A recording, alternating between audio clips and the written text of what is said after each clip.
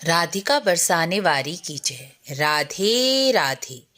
राजा कीर्तिमान के आदेश से पृथ्वी की पूरी प्रजा बैसाख स्नान करने लगी और मृत्यु के बाद स्वर्ग लोक में जाने लगी, जिससे यमराज बहुत दुखी हुए और ब्रह्मा जी के पास गए। तब दोनों यमराज और ब्रह्मा जी बैकुंठ धाम विष्णु जी के पास गए। आगे 19 और 20 अध्याय में भगवान विष्णु ब्रह्मा जी से बोले, आप यहाँ किस कारण से आए हो? तब ब्रह्मा जी बोले, प्रभु, आपके प्रिय भक्त राजा कीर्तिमान के शासन काल में सब मनुष्य बैसाख मास के धर्मों का पालन कर रहे हैं। बैसाख मास के धर्म के पालन से वह अविनाशी पद को प्राप्त हो रहे हैं, अर्थात स्वर्ग लोग जा रहे हैं, जिसके कारण यमपुरी पूरी सोनी हो गई है। क्या इस स्थिति में राजा कीर्तिमान पर की जाने वाली कृपा का त्याग नहीं किया जा सकता? तब भगवान जी हंसते हुए बोले, मैं लक्ष्मी को त्याग सकता हूँ। अपने प्राण, शरीर, श्रीवत्स, कौस्तुभ मणि, वैजंती माला, बैकुंठ धाम, क्षीर सागर, शेषनाग, गरुड़ को भी छोड़ सकता हूँ, लेकिन अपने प्रेमी भक्त का त्याग कभी नहीं कर सकता, जिन्होंने सभी भोगों को त्याग कर अपना सब कुछ मुझे दे दिया। जो मुझ में मन लगाकर मेरे जैसे ही हो गए, उन्हें मैं कभी त्याग नहीं सकता। जिनका जीवन का लक्ष्य केवल मेरी प्राप्ति ही कराना और करना है, सर्वे भवन्तु सुखिना है, भला मैं उन्हें कैसे त्याग सकता हूँ? भगवान विष्णु यमराज जी से बोले, राजा कीर्तिमान को मैंने इस पृथ्वी पर 10,000 वर्षों की आयु दी है। उसमें से 8,000 वर्ष बीत चुके हैं, केवल 2,000 वर्ष ही शेष है।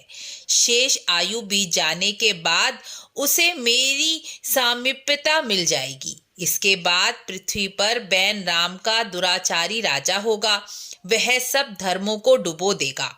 उस समय बैसाख मास के धर्म भी नष्ट ही हो जाएंगे।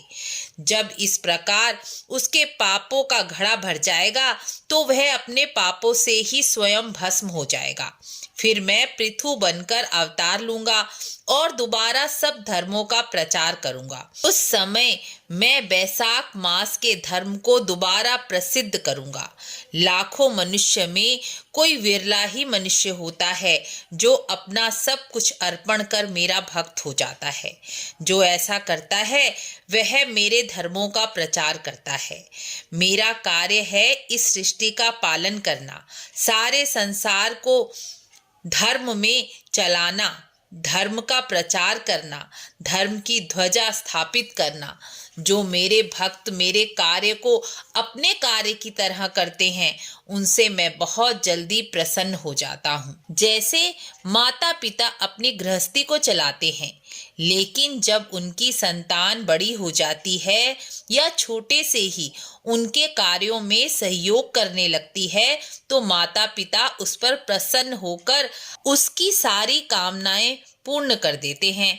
ऐसे ही जो भक्त मेरे ही कार्य को कर रहे हैं, वह मेरे अत्यंत प्रिय संतानें हैं। आगे श्री भगवान कहते हैं, अब से बैसाख मास में स्नान, व्रत, दान करने वाले मनुष्य और कीर्तिमान राजा भी तुम्हारे लिए यम का भाग निकालेंगे, तभी उन्हें बैसाख स्नान का फल प्राप्त होगा। यह यम का भाग कहलाया जाएगा। जो भी बैसाख मास का स्नान, व्रत, दान करेंगे, वह तुम्हें तुम्हारा भाग अवश्य देंगे और तुम उनके बैसाख मास के धर्मों के पालन में कोई बाधा मत डालना। यह उपाय स्वयं भगवान विष्णु ने बताया है।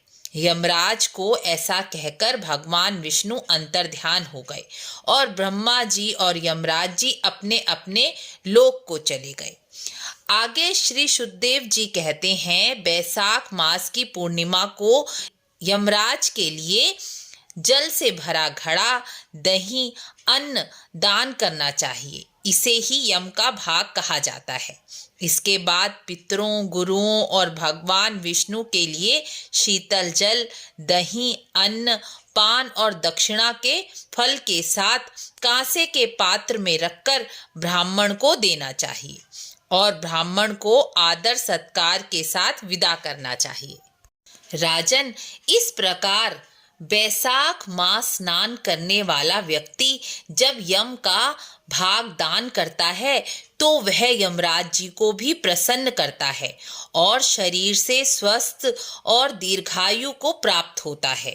राजा कीर्तिमान ने भी सब कुछ इसी प्रकार किया और शेष आयु सुखपूर्वक भोगकर अपने पुत्र पौत्र आदि के साथ विष्णु लोक को चले गए।